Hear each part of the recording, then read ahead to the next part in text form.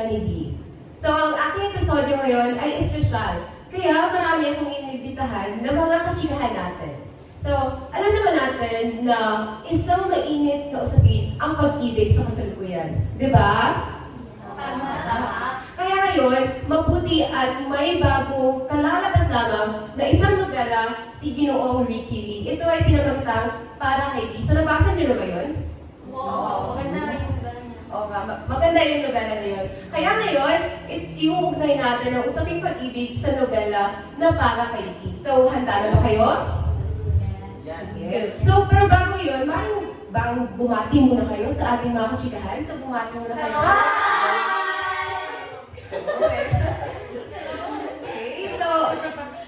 Okay, so ganito yung mangyayari. Magtatanong muna ako, tapos para ibabahagi ninyo ang inyong mga opinion tungkol sa mga tinanong ko. Maayos ba? Okay. So, yung unang tanong ko ay, maaari bang umibig kahit sa murang edad pa lamang? Oo naman, ganito kasi yan. Sa pag-ibig, walang pinipiling edad. Sa nobela, sa unang kabanata, nakakuha ng pansin yung pinagbibidahan ni Irene at Jordan. Si Jordan ay nangako na papakasalan niya si Irene pagtanda nila. So, sa murang edad, biruin mo yun, ginawa nilang basihan sa pag-ibig nila yung papangakuan na papakasalan. Di ba yung pagpapakasal ay isa siyang sagrado? Kasi kapag kinasal ka, ay nakatali ka na, di ba? So bilang isang babae na pinangakuan ng papakasalan ni Jordan, o maging sa pagdating ng panahon, napakahabang-habang panahon, ito naman si Irene ay naghintay kay Jordan.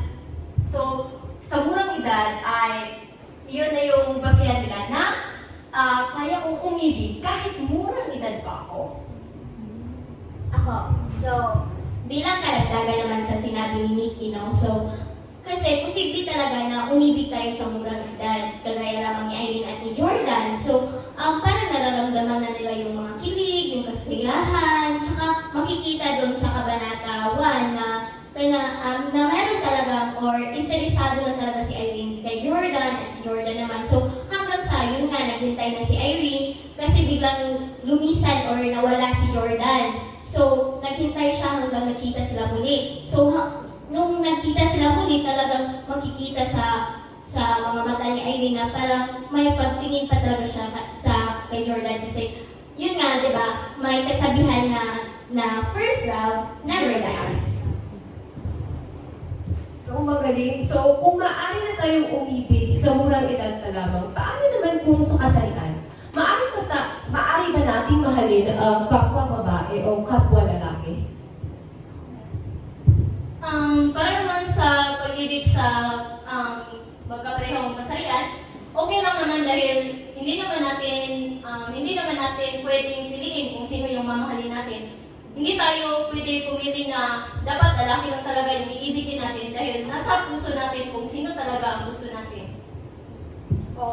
Sangayon ako sa sinabi ni Angelica, no? So, hindi naman talaga natin maipagkakailan na marami ng mga babae ngayon ang umibig sa kapwa babae o lalaki na umibig sa kapwa lalaki kasi hindi naman talaga natin mapipigilan yung puso natin kung sino yung tinitibok nito. So, di ba, gaya nga sa nangyari sa nobela na para kay B sa ika-4 na kabanata tungkol kay Esther, di ba? Kinasal siya, biruin mo, kinasal siya, tapos nagkaroon sila ng 5 anak, pero sa paglipas ng taon, parang na-realize niya na hindi pala talaga yung taong pinakasalan niya, yung iniibig niya. Kasi nga, di ba, umibig siya sa kapwa niya babae na kasambahay pa nila. May pagbiro talaga ang tadhana dahil alam naman natin na nagkaasawa na si Esther, na si Lucio, at nabalitaan na lang ng kamakailan lang na namatay si Lucio. At iba si Esther ay hinahangaan na si Sarah. At para bang binigyan sila ng pagkakataon na maipatuloy ang pagmamahalan ni na Esther at Sarah. So, base naman sa karanasan ko, hindi naman masamang magmahal ng kapwa mo babae dahil wala namang basihan kung mahal mo talaga ang isang tao. Totoo naman kasi talaga, nakadepende na naman talaga yun sa perspektibo ng bawat tao. So, hindi natin maaaring husgahan yung mga taong nagmamahal ng mga kapwa nila. Kasi wala naman tayo sa posisyon nila para magsabi ng masama. So, ganun siya. So, para naman, sa panibagong katanungan ko, kailan mo ba masasabing mahal mo ang isang tao? So, ano ba yung mga senyales? O paano mo sabi na, mahal ko itong tao ko? Paano ba? Ako kasi para sa akin, so masasabi kong mahal ko yung isang tao kung may nararamdaman ako sa kanya talaga. Tapos na-attract ako sa tao kung paano niya ako kausapin, or yung mindset niya, or yung mga humor ng isang tao. So katulad dun sa ikatlong kabanata, no? So nahulog yung loob ni Jade kay sino nga yun? Kay Erica, dahil nga nung nagkikwento si Erica kung saan siya nanggaling, akala ni Jade na nagbibiro lamang si Erica. So, ayun, katulad sa kwento nila, nahulog yung loob ko rin dahil sa humor at ganoon din kay Jade. Pero syempre, iba-iba pa rin tayo ng mga senyales kung paano tayo nahuhulog sa isang tao, or kung paano natin nare-realize na mahal natin sila. Kasi katulad din sa kwento nila na nung sa part ni Erica, doon na lang napagtanto na mahal niya si Jake nung nagsisiping sila doon sa banda ng huli. Tapos si Jake naman, nalaman niya na mahal niya si Erica nung palang nagkikwento si Erica tungkol kung saan siya nanggaling o kung ano yung kwento niya.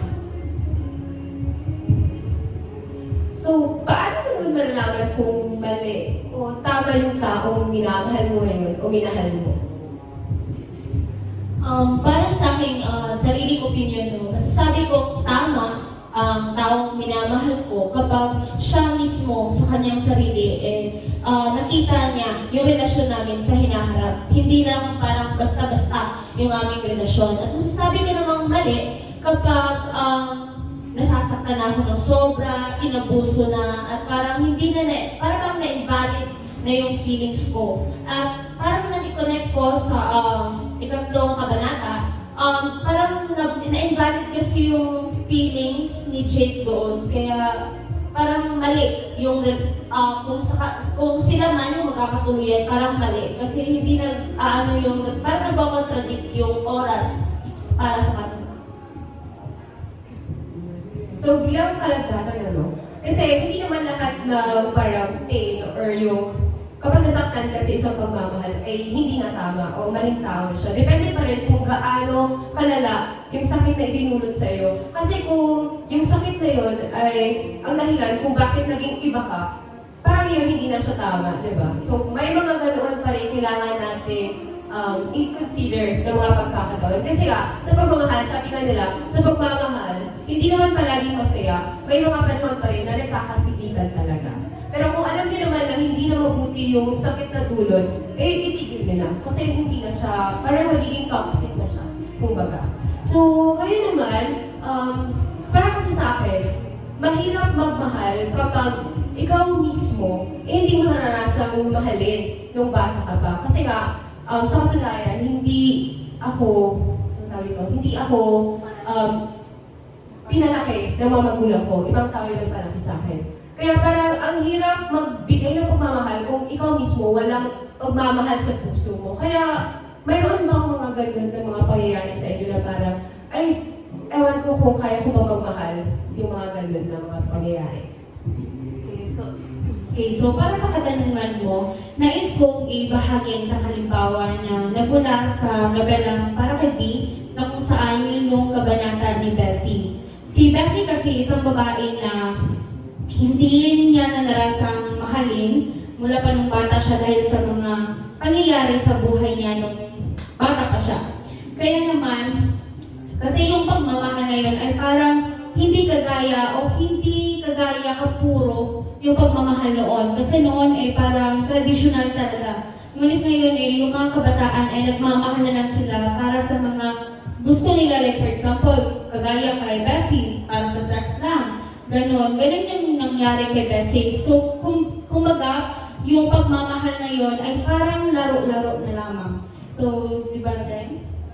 Sumasang-ayon ako sa sinabi ni Laika kasi katulad nga ni Bessie, binibigay niya ang kanyang sarili hindi dahil sa pagmamahal, kundi sinisira niya yung relasyon ng iba. Kumbaga, siya ay naging homewrecker dahil sa ginawa ng kanyang mga magulang sa kanya. Siya ay inabuso at inagrabyado. Kaya hindi talaga natin masisisi ang isang tao kapag may ginagawa siyang mali or nagiging prosty siya. Dahil ito rin ay sakit o dulot ng nakaraan sa kanya, kaya nagagawa niya ang ganung gawain. Kaya hindi rin natin masisisi yung ibang tao kung bakit nais nilang baguhin ang kanilang kwento. Hindi naman rin yung pag-ibig kapag labag na ito sa moral o batas. Lalo-lalo na sa kwento ni Sandra ng kanyang kuya Lupe na kung saan nagmahalan sila hindi bilang magkapatid, ngunit higit pa sa magkapatid. So, noon hanggang maging ngayon ay pinagbabawal talaga na isang dibdib ang magkapatid o magkadugo. So, sabi na nila na magiging supling daw, magiging bunga na pagmamahalan ng dalawang magkadugo o magkapatid ay yung anak nila o magiging supling nila ay magkaroon ng diferensya or sakit. So, maswerte na lang kung yung anak nila ay wala talagang diferensya. Karagdagan rin sa sinabi ni Antoinette na nagiging mali talaga ang pag-ibig kapag sa tingin ng mga tao ay mali talaga. Kagaya na lang sa karanasan ng aking pinsan na nagkaroon talaga sila ng pag-iibigan. So, humahantong na sila na nagtatali at saka nagtatabi sa isang kwarto na mali talaga sa paningin hanggang sa naabutan sila na nagyakapan. Doon na nagkakaroon ng awayan ng bawat pamilya na hanggang ngayon ay hindi pa rin nasusolusyonan ang kanilang ang pangyayari. Ngayon, ang lalaki ay may sariling pamilya na, yung babae naman ay may nag-aaral. So, mali talaga yung ginawa nila na kagaya sa kwento nga ni Sandra at Lope na sila ay magkapatid na nagkaroon talaga sila ng anak. Kaya nga, so napag-usapan natin yung kailan ba natin malaman kung tama ang pagmamahal na iyon. Ngunit hindi natin napag-usapan kung kailan naman magiging mali yung pagmamahal. Kaya mabuti at naidagdag ng ating mga katsikahan.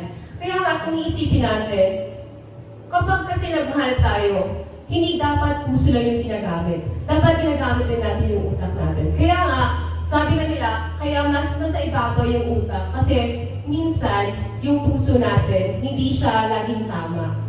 Kaya, huwag tayong magpadala sa emosyon lamang. Dapat gamitin rin natin yung mga utak natin. Kasi kung alam natin mali, ba't pa ipagpapatuloy, di ba? Kasi kung mali siya, wala naman yung magandang bunga. Di ba?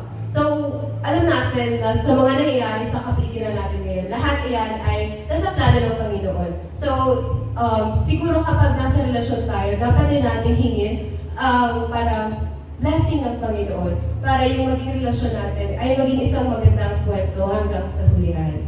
Diba? So, para sa mga katsihan natin dyan, kung mayroon kayong mga katanungan, ay i-comment nyo lang. Kasi sasagutin ng ating mga katsihan sa susunod na episodyo. So, hanggang sa muli, paalam!